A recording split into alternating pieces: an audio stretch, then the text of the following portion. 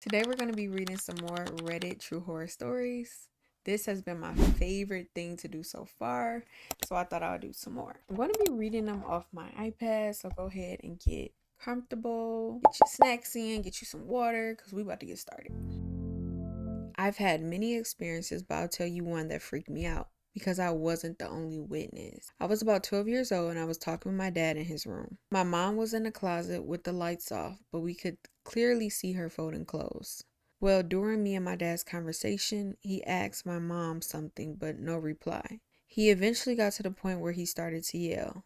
I got up and stepped into the closet, but then I heard my mom walk into the room and asked why was he yelling her name. Oh my goodness. So that wasn't his mom in the closet. I looked at her and she had a towel wrapped around her.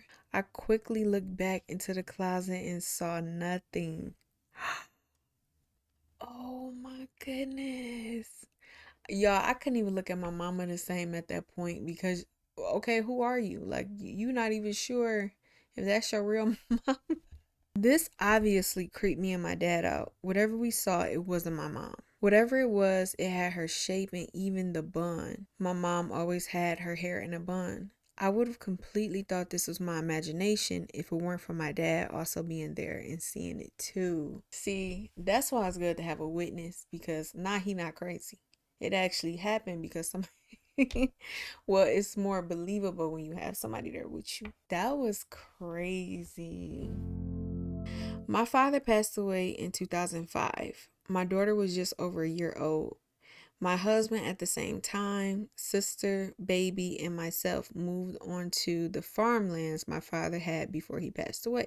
Now leading up to the night in question, my ex-husband would wake me up a few times a week in a certain time of the night saying a male voice is in your sister's room. Half awake, half asleep, I told him it's the old man, as still in a confused state I could hear my father talk. A couple of months later, I was standing in the kitchen making a potato salad, and behind me the voice of my father said, "Something is wrong with sister's name." Freaking out, I let out this bloody, curdling scream. Left it for a day or two thinking we are losing our minds, but my father's spirit was restless. Saw his reflection coming out of his room a couple times, having louder discussions with sister that swears she doesn't remember speaking to him in her sleep. After having a sit down with my sister, it came to the light that she was being sexually assaulted, and my dad did the only thing a dad always wants to do, is protect his offspring. Wow, that's crazy. So her sister was talking to her dead dad in her sleep and didn't remember. I know that's her dad and all, but if my dad died, I really wouldn't want him whispering around the house, whispering stuff in my ears. Like, I'm moving out. I'm supposed to be resting. That's too much for me to handle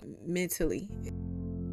My last experience was sleep paralysis. I woke up from an evening nap completely frozen, unable to move. Normal sleep paralysis stuff. But this time there was a snarling, angry, wild cat on my chest. Massive fanged mouth dripping with slimy drool. Stared me in the eyes, about ready to pounce and rip my face to shreds.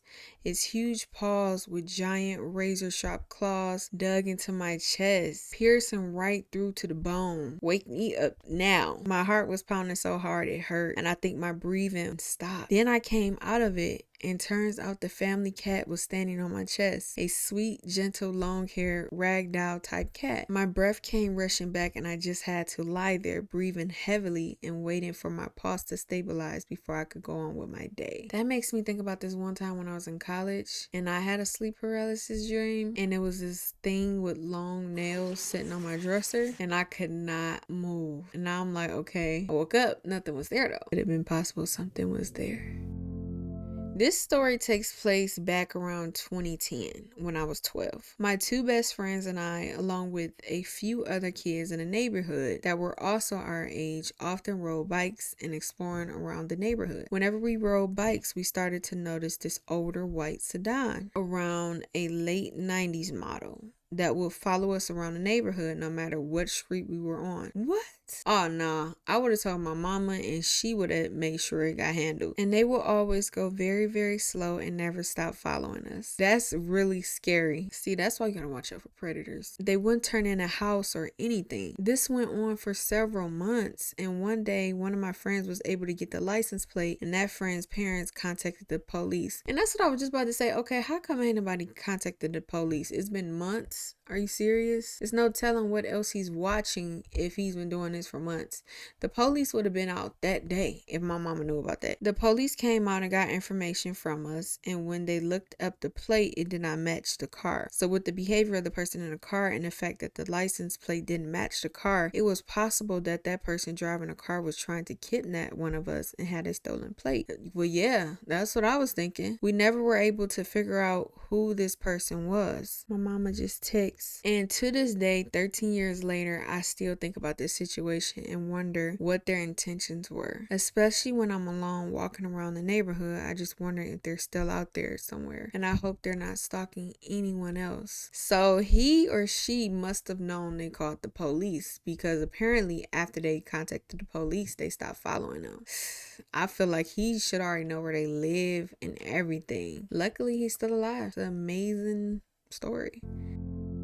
My big brother used to have an imaginary brother. Okay, yeah, I don't do this type of stuff. And he would always play with him, but sometimes he would say, "Stop, leave me alone," or "No, I don't want to go to my room to play." He would have had to go. Of course, my mom had no idea what he was talking about and thought it was just him being a kid with an imaginary friend. Well, a day after my brother's birthday, he had these balloons. And keep in mind, my brother is just a little kid and he obviously not tall, so he couldn't reach the plates, knives, forks, etc. It was around 10 to 11 p.m. and my mom heard the balloons pop. So she went outside and my brother looked really scared. So my mom asked him, "What happened? Did you pop the balloons?" And my brother said, freaking out, "No, it was him," pointing to his imaginary friend that my mom obviously couldn't see. This reminded me of Chucky, only he wasn't imaginary, but of course. But this is given demonic spirit. My mom saw the knife next to the balloons and immediately knew that he was too short to reach any of those. So she said, "Get out of my house," to my brother's imaginary friend.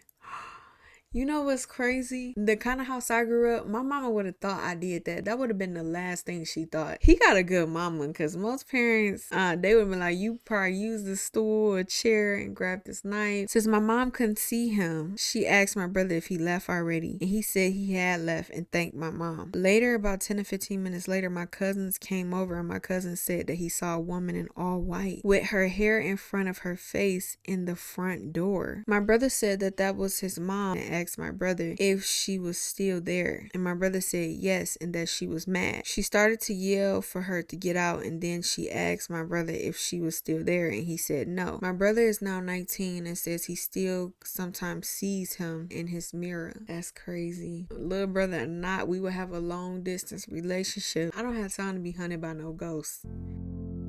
It happened when I was 11. I was a bit of a problem child then and had a bit of a habit of staying up at night. One night I was sitting in my room. My room is located so that if you open the door to my room, you could see a long corridor in our house directly from it. The corridor is so long that no light enters it at night. And so I'm sitting in my room and drawing something in the album. At some point I turn to the door and I see something standing in the corridor, similar in height to a child of 8 to 9 years old. And this something was on this long red bag. At first I did not understand what I had just seen. I began to blink, rub my eyes, and do everything to unsee it. That would have been me. You know what's crazy? When I hear noises inside my house, you know what I do? I just pretend like I don't hear it, because I be so scared that I don't have the guts to go check and see what it was. Don't expect me to protect you if you was to sleep over my house, ever. But it didn't go away. And then the thought, what if it doesn't seem to you at all, flashed through my head. I don't know what they meant by that. What if it doesn't seem to you at all? I don't know. Let's keep reading. I had no idea what to do. I just turned to the table and tried not to think that this something was actually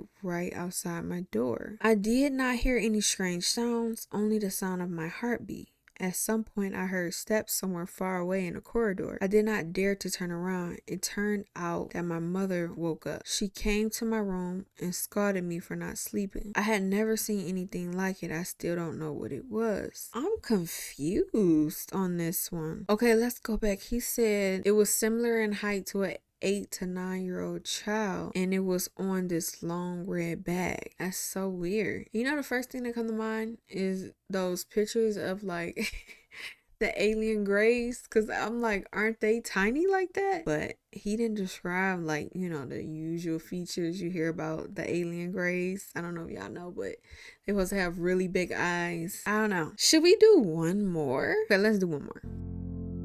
When I was 10, me and my grandpa was driving to a ranch in Mexico. It was 3:40 in the morning and we were driving on supposedly haunted road. My grandpa had a blue Ford pickup truck. Anyways, my grandpa and I were just making conversation. Then he said, "This road is haunted. A lady stands on the side of the road asking for rides." So I got scared and started looking out the window. You know what? I'm not about to play with his grandpa, because if we on a road trip and you don't tell me that we going down a haunted road before I get in that car, I'm gonna really hurt you. That's something you share up front. Didn't tell him they were going down the haunted road until they went down the haunted road. Yeah, that would have been a problem. 40 minutes passed. The sun is still down. My grandpa keeps looking at his rearview mirror. I asked him what's wrong and he replied nothing. I then look at the mirror. My heart drops and I'm just paralyzed in fear. I see a woman in a white dress with pitch black eyes in the back of our truck. My grandpa looks at the mirror once again. I'm guessing he sees it as well and he just slams on the brakes. We both just look at each other. We look at the mirrors and she was gone. Me and my grandpa addressed what happened and confirmed that we both saw her. We got out the truck and we were moments away from falling into a deep ditch off the road if my grandpa hadn't slammed on his brake. We could have been dead ever since we never took that road. That was one of the scariest moments in my life. Those were some really good stories. I hope you really enjoyed this episode. Go ahead and hit subscribe, like this video, and let me know in the comments what you thought about any of these stories and which one was your favorite.